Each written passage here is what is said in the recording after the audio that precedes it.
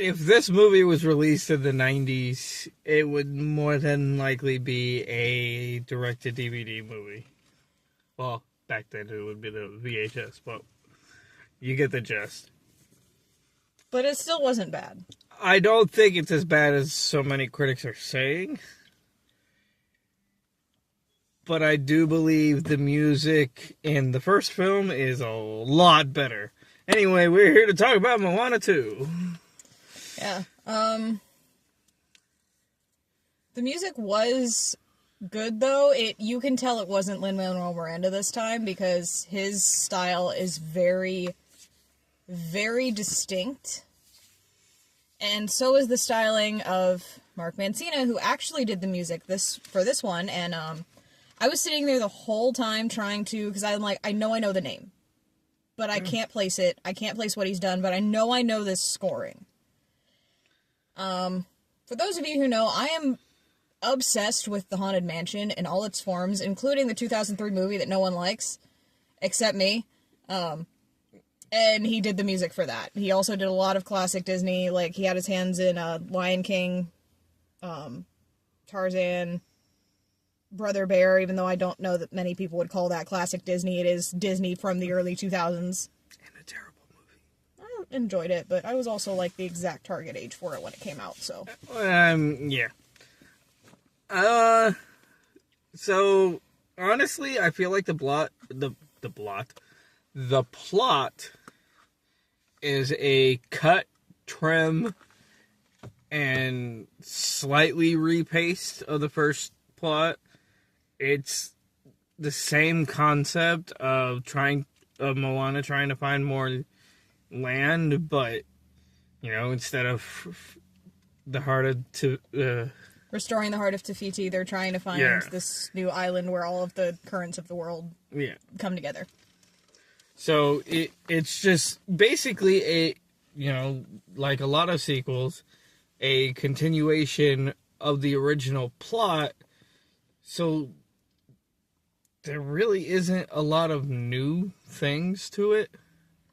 I did we got more characters this time, more than just Moana. And we got a lot more comedy. Like, this did feel very direct-to-video sequel-y, but not in a bad way.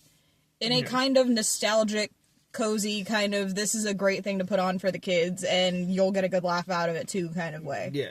It's kind of up there with, Return of Jafar and King of Thieves.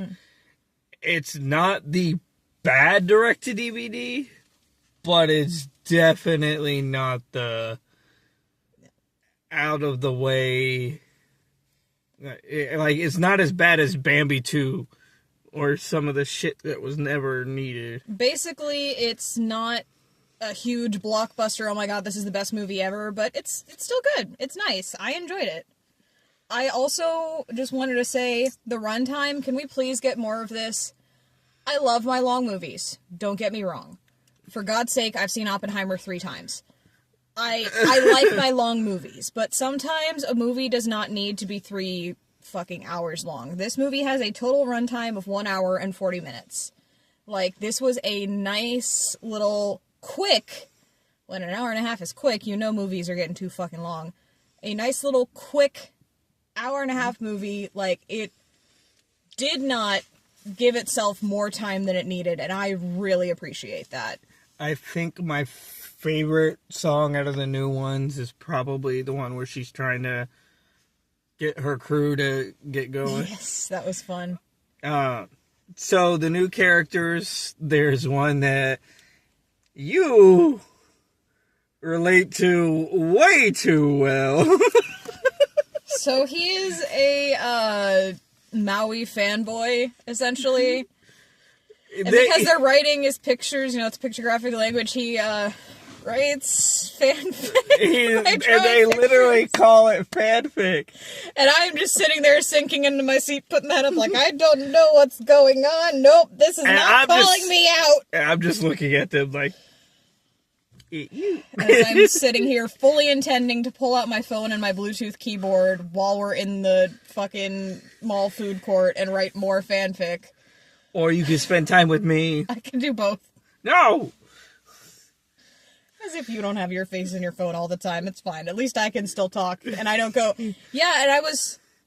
Stop being a hoe! No. I just zone out while typing. Anyway. But, my favorite song was the one you missed because... I had to pee badly. So there's this one character who... This whole thing kind of felt like it was a middle step in a story. Like, it's very clearly setting up for a third movie. And I'm not mad about it, because I like the characters that it introduced. And I think a lot of movies, especially series, especially a trilogy, will try to pack every movie with as much stuff when it doesn't need to have... We as a culture have lost filler episodes, okay? Like, we've lost filler episodes and episodic things, and likewise, we've lost filler movies. This felt like a filler movie, and I mean that in the best, most complimentary, most well-done way. But we had this character, the bat lady, Matangi? I don't know how to say any of these names. I did not have my captive view, so I wasn't reading them as they were said, and thus the pronunciation just left my brain. Matangi. Whatever. Either way. I'm white. I don't... Either way, Bat Lady, she was great. Her song was so good, and it's one of those songs that I'm sitting there like, this is going to be the show tune that the queers latch onto, isn't it? Because, damn, I did.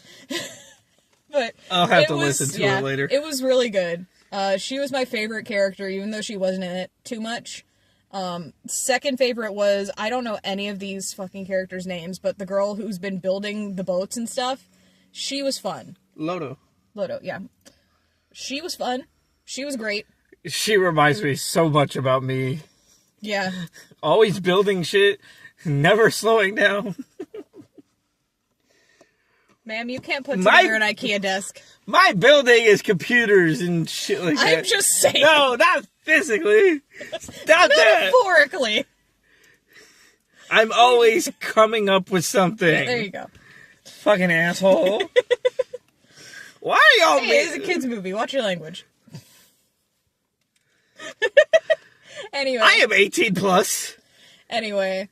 Yeah, I don't really have a whole lot more to say on it. It was nice. I enjoyed it. Don't go in expecting, like, high cinema. Oh my god, this is the highest stakes, most... It was a fun little kids movie. It was a fun little filler movie in what looks like it's supposed to be a longer series. Can we bring back Lin-Manuel for the next soundtrack, though? Yeah. So... The easiest way to explain the plot is, they find out that there's more to the story in the first film, where there's an island that's been put underwater by a god who is angry and just basically hates humans, and that's why they can't find any more humans. So they go to find the island and hijinks ensue. That's basically the plot.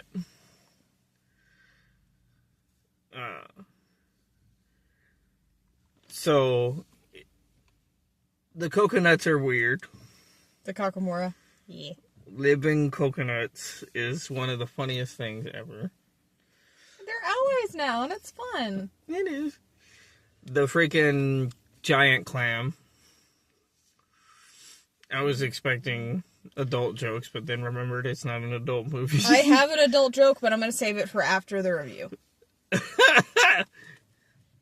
Because I also need to explain the song that you missed, so that's way too long. We'll go into it later.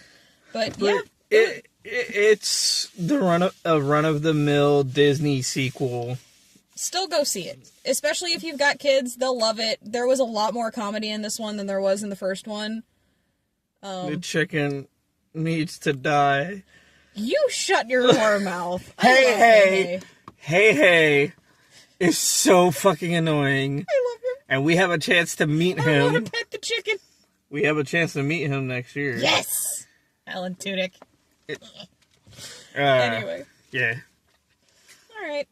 So, honestly, 5 out of 10, it's not bad. It's not a masterpiece. I'd go up to 7.5 because the visuals were really good. Like, the animation in this was solid. I felt it was a little rubbery, but...